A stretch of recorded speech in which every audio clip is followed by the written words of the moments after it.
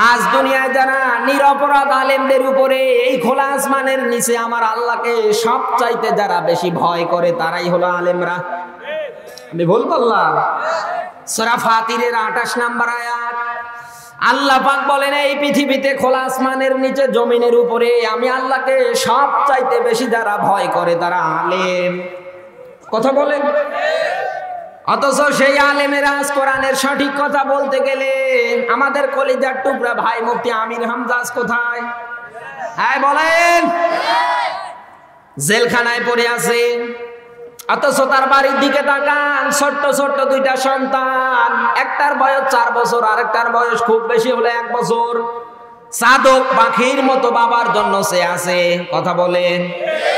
বাবার জন্য সে আছে। বাবা কবে আবার মজা নিয়ে আসবে, আবার খাবার নিয়ে আসবে। কথা বলে। তার মা বাবা গুলো কান্না করে। এই যে লোকটাকে জেলখানায় আটকিয়ে রাখলেন, এনার কি খুবই অপরাধী বলেন?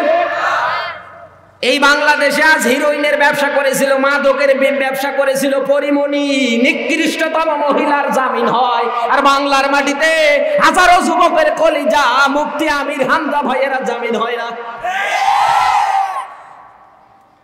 যে নর্তকী, যার কোন চরিত্রের কোনো ঠিক নেই, এই রকম মানুষগুলো আজ বাংলার মাটিতে নিঃস্বাধীন ভাবে ঘোরাফেরা করছে। কথা বলেন। কত চোর ডাকাত, কত খুনি, কত ধর্ষণকারী বাংলার মাটিতে জেলখানায় যাওয়ার পরে মুক্তি পায়, আর নিরপরাধ আলেমরা মুক্তি পায় না। তোমাদের চালাকি আমরা বুঝে ফেলেছি। কোরআনের কথা যদি সঠিকভাবে মুফতি আমির হামজা ভাই বলে, আশরাফুল ভাই বলে, আলামিন ভাই বলে, মিজানুর রহমান আল-আজহারি ভাই বলে, আবু তোহা ভাই আদনান বলে, এই বাংলার মাটিতে আগামী বছর কর্তৃত্ব নেতৃত্ব চলবে না। এই ময়দান হয়ে যাবে তখন কোরআনের ময়দান। কথা বলেন। ইসলামের বিজয় যখন আসতে শুরু করবে বাংলার মাটিতে, কারো ক্ষমতা নেই ইসলামের বিজয় ঠেকিয়ে রাখা। অন্তত এই বাংলাদেশে যারা স্কলারশিপ বড় বড় আলেম আছেন তাদেরকে আজকের এই আলোচনার মাধ্যমে আমি জানিয়ে দিতে চাই, অন্তত আপনি হিংসা বাদ দেন। আপনার উচিত, আপনার দায়িত্ব, কর্তব্য, আদনান ভাইয়ের জেনারেলে পড়া একটা স্টুডেন্ট, তার ভুল হতেই পারে। আয় কথা বলেন। ওনার ভুল হতেই পারে, মানুষ মাত্রই তো ভুল। এই নিয়ে মিডিয়ায় কি লাফালাফি, বিশেষ করে যে হাফিজুর রহমান সিদ্দিকী, ওদের তো ভাই ভাই মিললে। কয়েকদিন আগে একটা ভিডিও দেখেছিলাম, মাকে খাবার দেওয়া নিয়ে। এ বলছে তুই ভাত দিবি, ও বলছে তুই ভাত দিবি। যে মায়ের মাথার চুল থেকে, আমার মাথার চুল থেকে পা পর্যন্ত যে চামড়াগুলো আছে, আমি যদি খুলে আমার মায়ের জন্য স্যান্ডেল বানিয়ে দেই, আমার মা যদি কিয়ামত পর্যন্ত হায়াত পেয়ে হাঁটে বেড়ায়, 1 ফোঁটা দুধের ঋণ শোধ হবে না। আমি কি ভুল বললাম? আমার ভাইরা, এই জন্য এই দেশে যারা স্কলারশিপ আছেন, যারা বড় বড় আলেম আছেন, তাদেরকে আমি বলছি অন্তত আমাদেরকে কাছে টেনে নেওয়ার একটু ভালোবাসা দিয়ে একটু উৎসাহ দেবেন, যেন বাংলার মাটিতে কোরআনের সঠিক কথাগুলো বলতে পারি। আমার ভাইরা, বলতেছিলাম পৃথিবীতে ভালো জায়গায় মানুষ কেন আসে না? যখন আমার আল্লাহ সিজদা দিতে বললেন, সবাই সিজদা করেছে, কিন্তু ইবলিস সিজদা করেনি। ওরাও আর্গুমেন্ট পেশ করেছে, ডাক দিয়ে বলে, রব্বুল আলামিন তুমি আমাকে বানিয়েছো আগুন দিয়ে, আর আদমকে বানিয়েছো কাদা মাটি দিয়ে। আগুনের কাজ উপরে দেওয়া, আর মাটির কাজ হচ্ছে সব সময় নিচে থাকা। আমি তো আদমের থেকে শ্রেষ্ঠ। এই যে কিঞ্চিত পরিমাণ অহংকারটা করার কারণে মহান আল্লাহ রাব্বুল আলামিন ওর জীবনের যত আমল ছিল সবই বরবাদ করে দিয়েছে। আমি কি ভুল বললাম? ওর জীবনের যত ভালো আমল ছিল, কিন্তু ফেরেশতাদের লিডার ছিল। কথা বলেন। ওর জীবনের যত ভালো আমল ছিল সবগুলো আমার আল্লাহ নষ্ট করে দিয়েছে। আর আল্লাহ তাকে জানিয়ে দিয়েছে, তোমার প্রতি আমার ওয়ার্নিং, তোমাকে আমি কোনোদিন মাফ করব না। আল্লাহ যদি মাফ না করে বাঁচার উপায় আছে? আমার ভাইরা, আমি আপনাকে বলতেছিলাম, মহান আল্লাহ তাকে বললেন, তোকে আমি 2টা জিনিস থেকে বঞ্চিত করলাম। প্রথম নাম্বারে আমি তোকে কোনোদিন মাফ করব না। দ্বিতীয় নাম্বারে তোর জন্য আমার বানানা জান্নাত আমি হারাম করে দিলাম। ও গাইবান্দার মুসলমানেরা কান খাড়া করে শোনেন, আল্লাহ যদি জান্নাত হারাম করে দেয় আপনি জান্নাত পাবেন? আরো জোরে। এখন আসেন, দুনিয়ায় মানুষ হওয়ার পরেও দুনিয়ায় শয়তান রূপী মানুষ কারা? আজকে কোরআনের আয়াত দিয়ে আমি আপনাকে বলছি, এই দুনিয়ায় মানুষ দাবি করার পরেও যদি কারো ভিতরে তিনটা গুণ, তিনটা বৈশিষ্ট্য, তিনটা আকাঙ্ক্ষা যদি কারো ভিতরে থাকে, দেখতে মনে হবে মানুষ, আল্লাহর দৃষ্টিতে ওটা মানুষ না, ওটা আসার পাওয়ালা জানোয়ার। কথা বলেন। সূরা আরাফ 14, 15, 16 তিনটা আয়াতে আল্লাহ সংজ্ঞা দিয়েছে। শয়তান ওই দিন ডাকতে বলে, রব্বুল আলামিন আমি তোমার কাছে সর্বপ্রথম যে জিনিসটা চাই, আমি দুনিয়ায় বাঁচতে চাই, আমি হায়াত চাই। এই বাংলাদেশে ভালো মানুষগুলো খাওয়া দাওয়া করার পরে রাতের বেলা ঘুমিয়ে গিয়েছে, কখন যে মারা গিয়েছে টেরই পায় না। কথা বলেন, টেরই পায় না। ওর যে স্ত্রী ওর পাশে শুয়ে আছে ও জানে না আমার স্বামী কখন মারা গিয়েছে। কথা বলছে না কেন? আর জালিম দুনিয়ায় যারা আছে, এই দুনিয়ায় যারা কোরআন সহ্য করতে পারে না, চামড়া জড়ো হয়ে যায়, ঢিল হয়ে যাচ্ছে, তাও মার মরছে না। আমি ভুল বললাম? চামড়া জড়ো হয়ে যায় তাও মরে না। মনে হচ্ছে বয়স আরো দিন দিন বাড়ছে। এই যে ওয়াং সাং সুচি, কথা বলেন, নিকৃষ্টতম মহিলা এটা। এই দুনিয়ায় মেয়েদের চক্রান্ত থেকে বাঁচা অসম্ভব। শয়তানের চক্রান্তের ক্ষেত্রে আল্লাহ দিয়েছে দুর্বল, আর মেয়েদের চক্রান্তের ক্ষেত্রে আল্লাহ দিয়েছে ভয়ঙ্কর। আপনি দুনিয়ায় যদি শয়তানের চক্রান্তে পড়েন বা শয়তানের ধোকায় পড়েন, দাউস তাসমিয়া পড়লে না বাঁচতে পারবেন। এটা একটা মহিলা যদি চক্রান্তে পড়েন বাঁচতে পারবেন? সম্ভব না। এজন্য আমাদের জীবন ওইভাবে গঠন করা লাগবে, নাকি দরকার নেই? আমার ভাইরা, শয়তান মার্কা মানুষ তারা দুনিয়ায় যারা বেশি দিন বেঁচে থাকার আকাঙ্ক্ষা করে, দুনিয়ায় যারা বেশি দিন বেঁচে থাকতে চায়। বাংলাদেশে কত মানুষ আজ আছে যাদের জীবনের দিকে তাকালে সারাটা জীবন ইসলামের বিরুদ্ধে, কোরআনের বিরুদ্ধে স্লোগান দিয়ে যাচ্ছে, একটাই ধান্দা, টুপিওয়ালা বিদায় করব আমরা। কথা বলেন। এই বাংলার মাটিতে কোনদিন কোন আলেমকে আটকিয়ে রেখে অন্তত কোরআনের সঠিক কথা কেউ বলা বন্ধ করতে পারবে? আরো জোরে। আপনার বাড়ির পিছনে যাওয়ার পরে একটা আম গাছ আম গাছ যদি থাকে, ওই আম গাছের একটা ছোট্ট একটা ডাল কাটবেন, 3 মাস 4 মাস পরে ওই আম গাছটা এবার দেখতে যাবেন।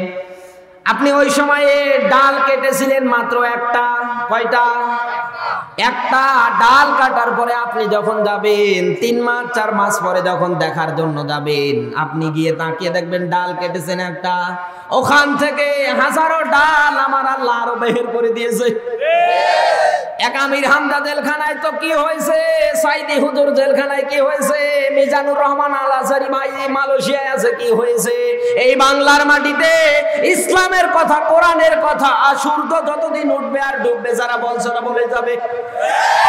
আপনি কোনদিন বন্ধ করতে পারবেন না, আপনার কর্তৃত্ব নেতৃত্ব টিকবে না। আমার ভাইরা বলতেছিলাম, শয়তান মার্কা মানুষ দুনিয়ায় যারা হবে, প্রথম নাম্বার ওদের চাওয়া থাকবে, আল্লাহ আমি দুনিয়ায় বেশি দিন বেঁচে থাকতে চাই। শয়তানও এইটাই বলেছিলেন।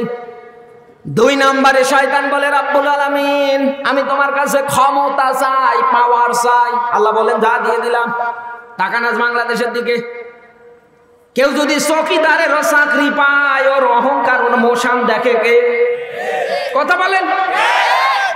আল্লাহর নবী বলেন, এই পৃথিবীতে তোমরা যদি গর্ব করতে চাও, অহংকার করতে চাও, করা লাগবে আল্লাহর এই কোরআন নিয়ে। কি নিয়ে?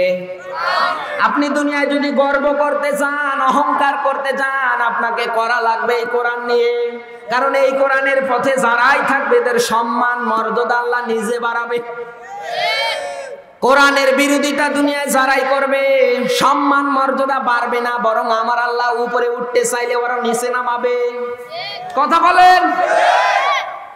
আবু জাহেল এই নামটা ইতিহাসে পরে এসেছে, ওর নাম ছিল আবুল হাকাম। কি ছিল? না ভাই কথা বলেন। আবুল হাকাম। আবু মানে পিতা, হাকাম মানে বুদ্ধির পিতা। ইসলাম আর এই যে কোরআনে কারিমটা জীবনে না থাকার কারণে এই লোকটার নাম হয়ে গেছে মূর্খের বাবা। কথা বলছেন না কেন? এই জন্য ডক্টর শহীদুল্লাহ একটা কথা বলেছিলেন যে তোমার মাথার ভিতরে ফিজিক্সের জ্ঞান থাকতে পারে, বায়োলজির জ্ঞান থাকতে পারে, এরপরে গণিত, ম্যাথমেটিক্স, সায়েন্টিস্ট, যত কিছুর জ্ঞান সবই তোমার মাথার ভিতরে আছে, কিন্তু আল্লাহর কোরআনের জ্ঞান তোমার মাথার ভিতরে নেই। তাহলে বোঝা লাগবে তুমি আসলে শিক্ষিত না, তুমি মূর্খ। আপনাকে অবশ্যই এই কোরআনের জ্ঞান অর্জন করা লাগবে। কথা বলছে না কেন? এখানে হাত তোলেন তো, কারা কোরআন পড়তে পারেন? তোলেন। দেখেন কত চাচা ফেল মারছে। আহা গো, আপনি কোরআন পড়তে পারেন না, নামান। আমার ভাইরা, দুনিয়ায় এই কোরআনের পিছনে যদি আপনার কর্তৃত্ব নেতৃত্ব থাকে, কোরআনের পিছনে যদি আপনার স্লোগান থাকে, আমার আল্লাহ আপনার সম্মান মর্যাদা উপরে উঠিয়ে দেবে। আর কোরআনের বিরুদ্ধে যদি আপনার জীবন চলে, সম্মান মর্যাদা বাড়বে না, উপরে উঠতে চাইলে আরো নিচে নেমে যাবে। এই জন্য আল্লাহ পাক বলেন, তাহা মা আনজালনা আলাইকাল কুরআনা লিতাশকা। বলেন আল্লাহু আকবার। সূরা তাহা 16 নম্বর সূরা, 20 নম্বর পারা, 20 নম্বর সূরা 16 নম্বর পারার এটা পাবেন আপনি প্রথম নাম্বার, এরপরে 2 নাম্বার আয়াত আল্লাহ দিয়েছে তাহা হরফে মুকাত্তার। কোরআনে কারিমের 29 জায়গায় আমার আল্লাহ এই শব্দগুলো, এই ওয়ার্ডগুলো, এই হরফগুলো, অক্ষরগুলো ব্যবহার করেছে। এর অর্থ একমাত্র জানে কে? আরো জোরে। তাম পৃথিবীর মানুষের অন্তঃকরণে ব্রেন্ডে আল্লাহ তালা মেরে দিয়েছে। কিয়ামত পর্যন্ত এর অর্থ কেউ বের করতে পারবে? বাংলাদেশে যদিও অনেক মানুষ আছে খেয়ে দেয়ে কাজ কাম নেই, আন্দাজে একটা অর্থ বের করে দেয়, আর এই দেশে অনেক মানুষ গোমরাহির দিকে যায়। এর অর্থ যে আল্লাহ একমাত্র ভালো জানে, ব্যাখ্যা পাবেন আপনি কোথায়? সূরা ইমরানে আল্লাহ নিজে দলিল দিয়েছে, হে নবী, কোরআনে কারিমে আমি 2 প্রকার আয়াত দিলাম, একগুলো স্পষ্ট আর একগুলো অস্পষ্ট। স্পষ্ট যেগুলোর অর্থ আমি জানি, স্পষ্ট যেগুলোর অর্থ, এগুলো নিয়ে তোমরা গবেষণা করো। এই জমিনে তোমরা সমাজ চালাবা কিভাবে, রাজনীতি করবা কিভাবে, অর্থনীতি করবা কিভাবে, রান্নাঘর থেকে শুরু করে নিয়ে আজরাইল আসার আগ পর্যন্ত আপনার জীবন চলবে কিভাবে, এই কোরআন থেকে গবেষণা করে বের করা লাগবে। না, আমরা তো কোরআন নিয়ে আজ গবেষণা করতে পারি না। আমাদের গবেষণা হয় আজ এই দেশে লালনের জীবনী নিয়ে। তাই কথা বলে না কেন? জীবনে কত মন গাঁজা খেয়েছে, এই নিয়ে আজ গবেষণা গান তৈরি হয়। আল্লাহ পাক শুধু কোরআন আপনাকে পড়ার জন্যই দেয়নি, কোরআন দিয়েছে গবেষণা করার জন্য। এই জন্য আল্লাহ পাক জানিয়েছে, আফালা ইয়াতাদাব্বারুনাল কুরআন। সূরা নিসার 82 নম্বর আয়াতে আছে, আল্লাহ পাক বলেন, কি হলো তোমাদের, কেন তোমরা এই কোরআন নিয়ে গবেষণা করো না? নাকি তোমাদের অন্তঃকরণে তালা পড়ে গিয়েছে? এ কথা কার? আরো জোরে।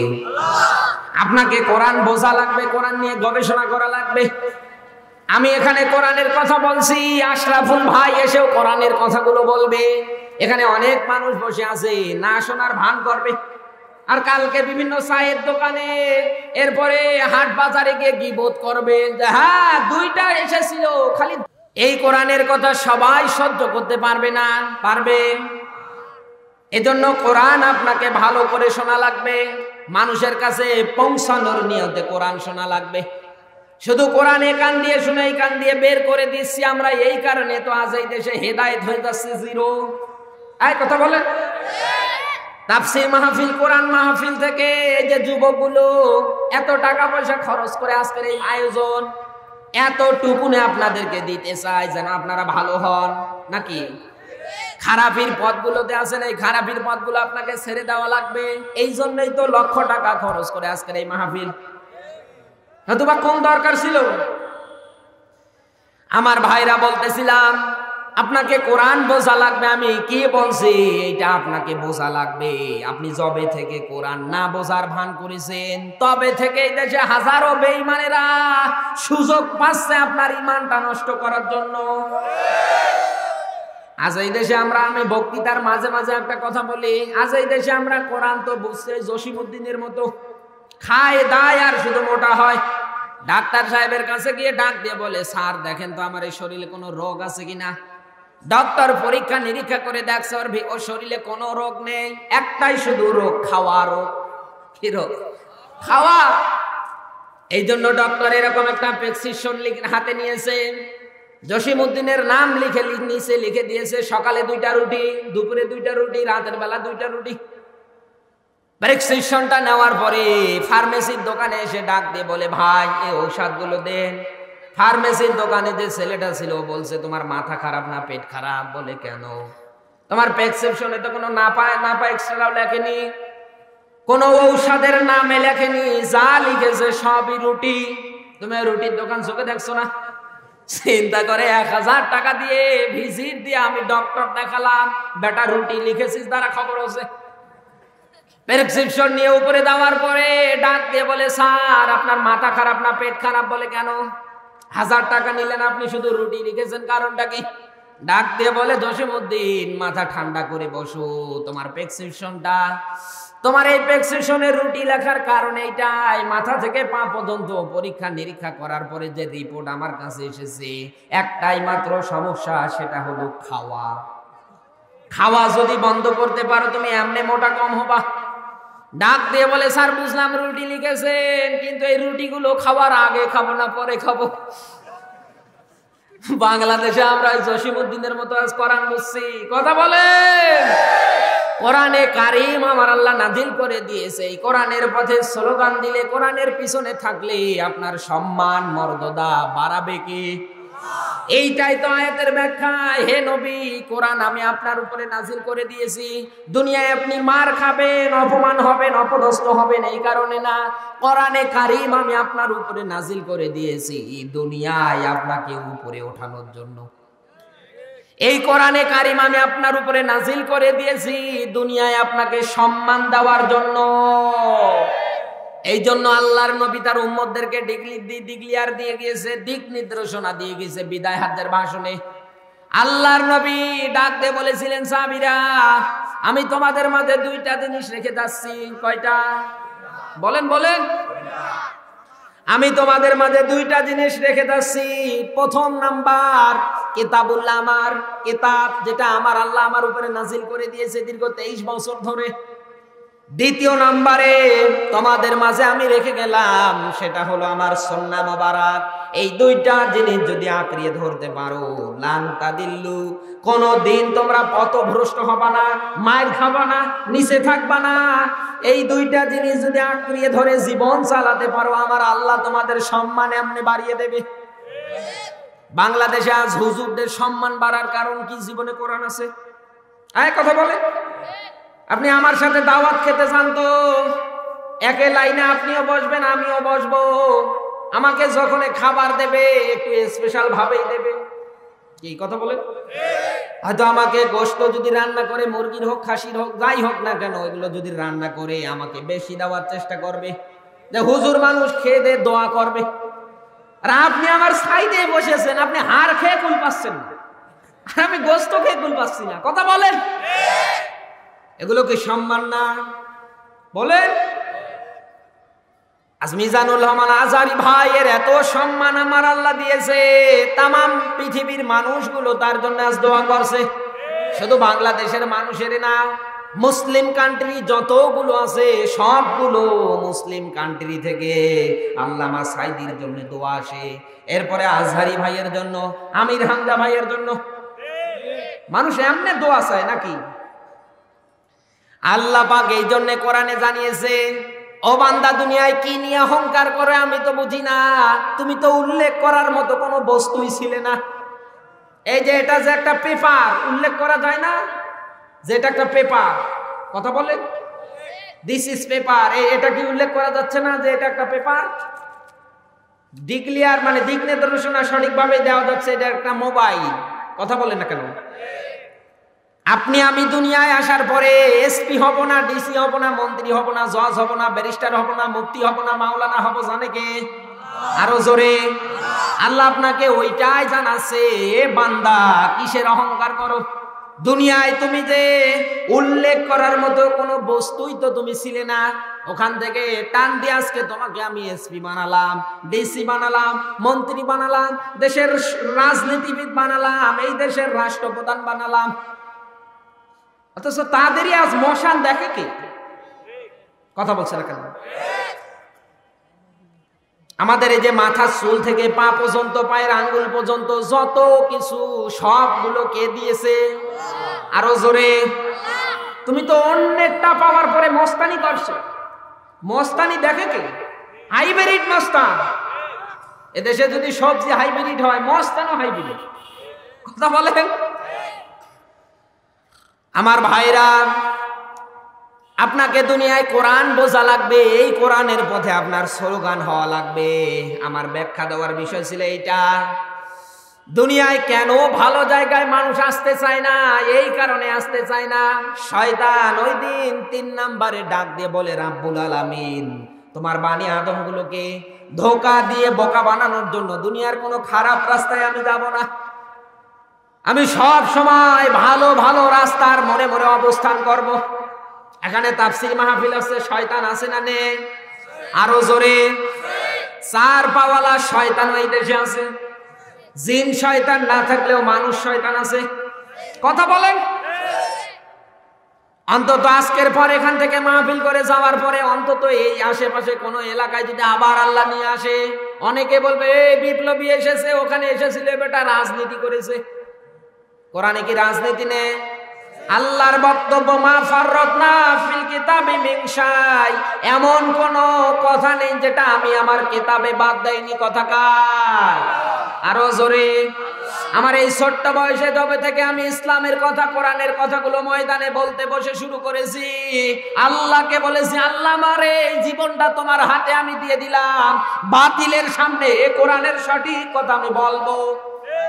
এতে যদি আমাকে ফাঁসির মঞ্চেও দাঁড় হওয়া লাগে, আমার জীবনে যদি যায়, ইসলামের জন্য, কোরআনের জন্য আমার জীবন আমি কোরবানি দিয়ে দেব। আমার ভাইরা, দুনিয়ায় আপনাকে কোরআন বোঝা লাগবে, এই কোরআনের পিছনে আপনার স্লোগান থাকা লাগবে না? দরকার নেই? আরো জোরে। বিশ্ব নবীকে প্রশ্ন করা হয়েছিল, ইয়া রাসূলুল্লাহ, পৃথিবীতে সবচাইতে বড় জিহাদ কোনটা? আল্লাহর নবী বলেছিলেন, এই পৃথিবীতে সবচাইতে বড় জিহাদ হলো ওইটা, জালিমের সামনে সত্য কথা বলে টিকে থাকা। এটা তো সবচাইতে বড় জিহাদ। অনেক মানুষ বলে, হুজুর শুধু আপনি আমাদের গালান। আরে ভাই, কোরআন বলতে গেলে যদি আপনার জীবনের বিরুদ্ধে যায়, আমাদের কিছু করার আছে? এই বলেন, কিছু করার আছে? নেই। কোরআনের কথা বলতে গেলে তোমার যদি বিরুদ্ধে যায়, তোমার যদি লাগে, যদি চুলকায়, তা আমি কি করবো? আপনাকে আরো একটা এক্সাম্পল দিচ্ছি, আপনি কান খাড়া করে শুনে নেন। পৃথিবীতে যতগুলো খাবার আছে, সবগুলো খাবার নিয়ে বিজ্ঞানীরা গবেষণা চালিয়েছে।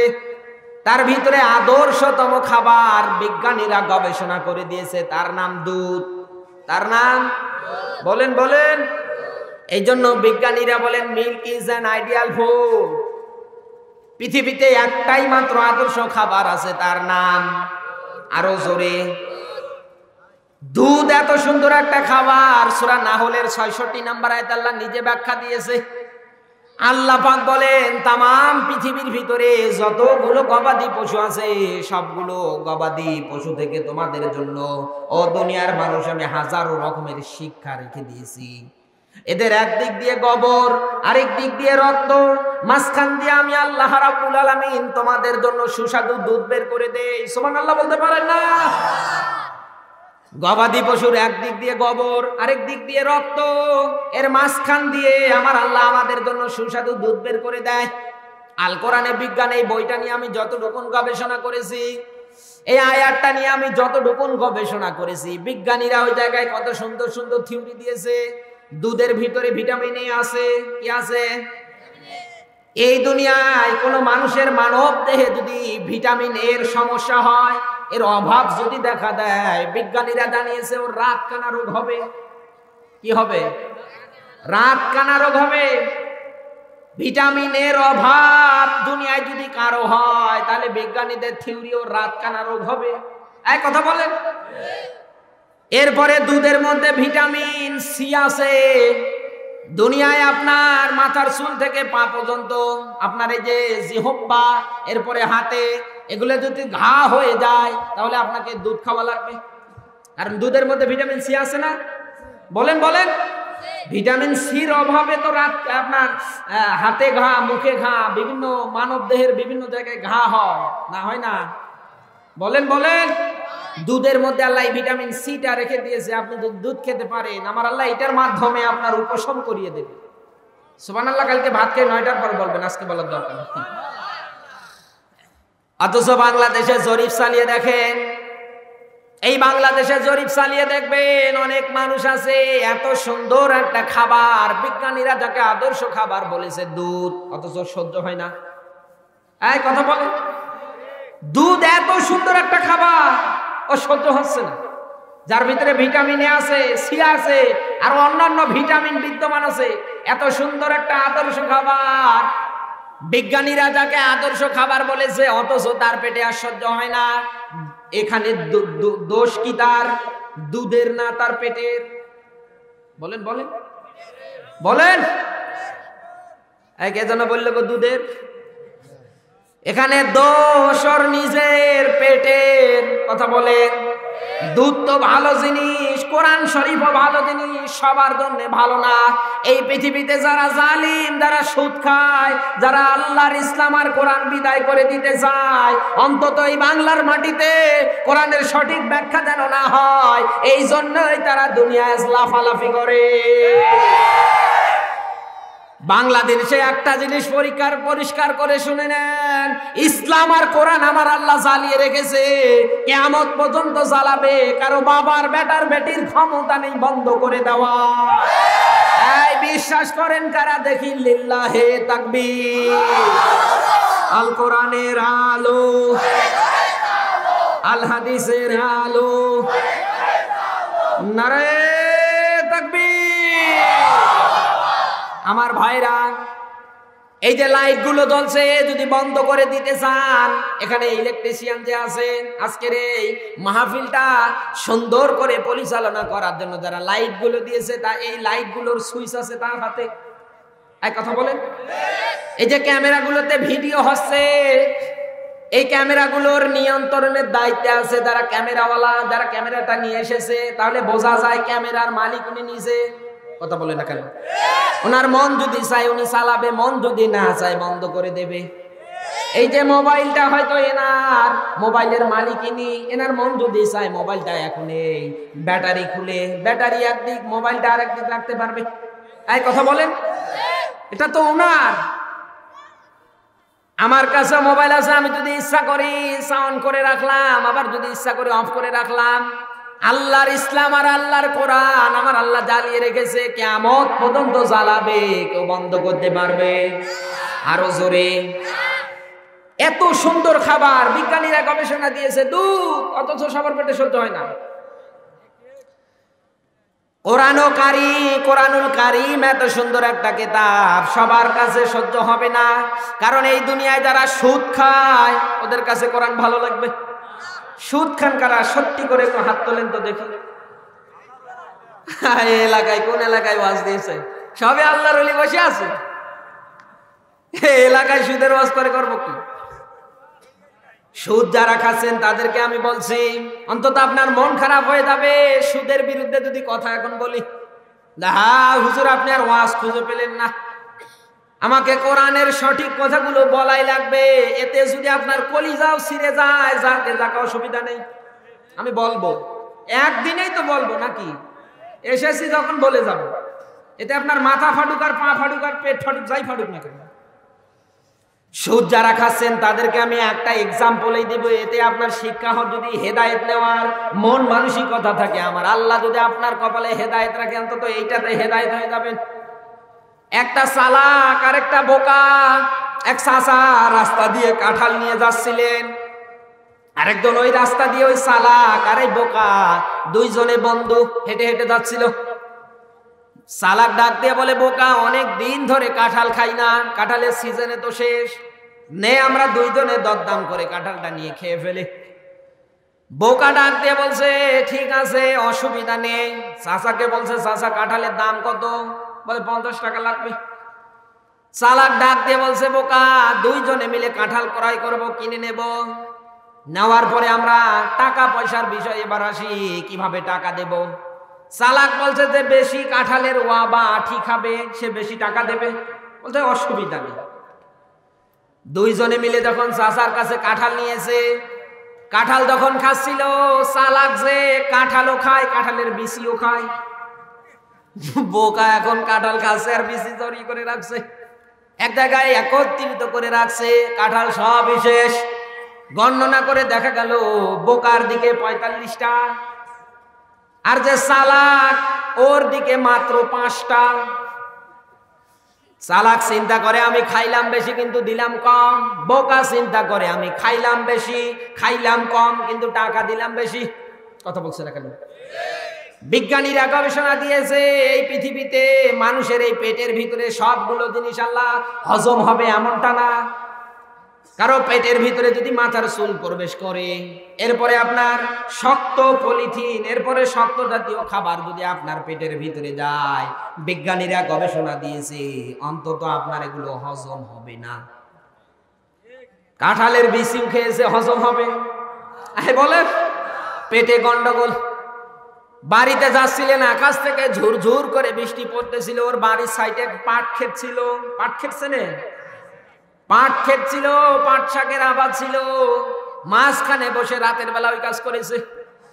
করার পরে বাড়িতে গিয়েছে, রাত কাটিয়েছে।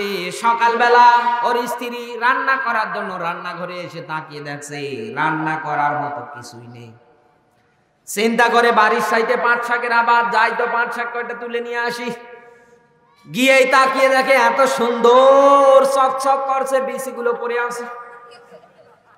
জড়িয়ে তুলে নিয়ে আসার পরে বাড়িতে ভর্তা করেছে, গরম পানিতে সিদ্ধ করে ভর্তা করেছে। ওরে ডাক দিয়েছে 10টায় যখন ঘুম থেকে ওঠার পরে ওর সামনে যখন কাঁঠালের বিচি ভর্তা দিয়ে যখন খাবার দিয়েছে, ও সঙ্গে সঙ্গে খেয়েছে বিসমিল্লাহ ছাড়াই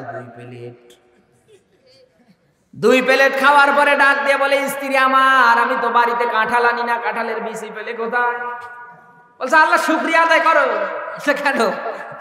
না আগে আল্লাহ শুকরিয়া আদায় করো, তারপরে বাকিটা বলছে। তো সমস্যা নেই। ডাক দিয়ে বলে স্বামী আমার, রান্না করার জন্য গিয়েছিলাম, তাকিয়ে দেখলাম রান্না করার মতো কোনো কিছুই নেই। আমি পাট শাক উঠাতে গিয়ে তাকিয়ে দেখি এত সুন্দর বিচি পড়ে আছে। জিহ্বায় কামড় দিয়ে চোখ বন্ধ করে বলছে আল্লাহ এক জিনিস তুমি কয়বার খাওয়াও? বাংলাদেশে যারা সুদ খাচ্ছেন ঘুরিয়ে পেঁচিয়ে, কিন্তু আপনি নিজের জিনিসটা নিজেই খাচ্ছেন। কথা বলেন। দুনিয়ায় যারা সুদ খান তাদেরকে আমি বলছি, আল্লাহর নবী মেরাজের রথ নিতে গিয়ে তাকিয়ে দেখলেন একটা লোক, একদল লোক যাদের পেটগুলো বিশাল আকৃতির, পেটের বাহির থেকে সাপ আর বিচ্ছিগুলো কিলবিল করছে দেখা যাচ্ছে। আল্লাহর নবী ডাক দিয়ে বললেন আখি জিবরাইল, হে ভাই জিবরাইলেরা কারা? ওই সময় জিবরিল আমিন ডাক দিয়ে বলেছিলেন ইয়া রাসূলুল্লাহ, এরা হলো তারা দুনিয়ার ময়দানে যারা সুদ খেয়েছিল।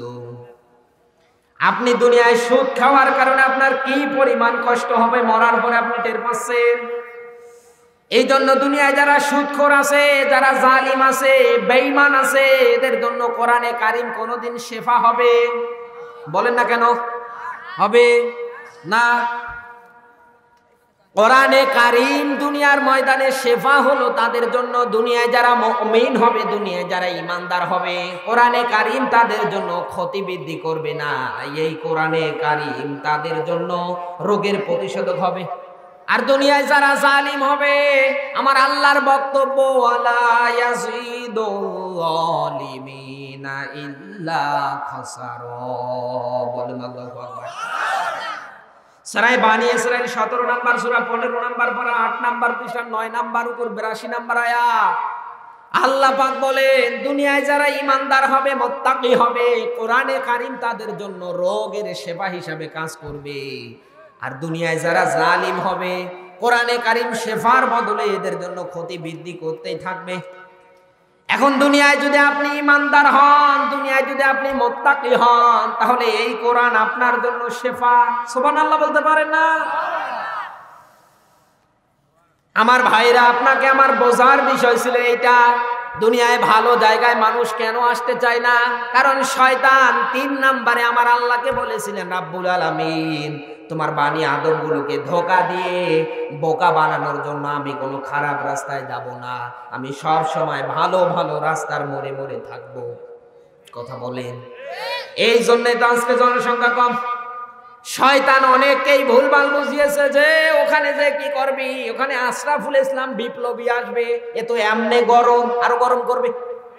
কথা বলেছে কেন? এ যখন গরম করা শুরু করবে তো তোর কাপড়ই থাকবে না, সবই খুলে যাবে। কথা বলেন?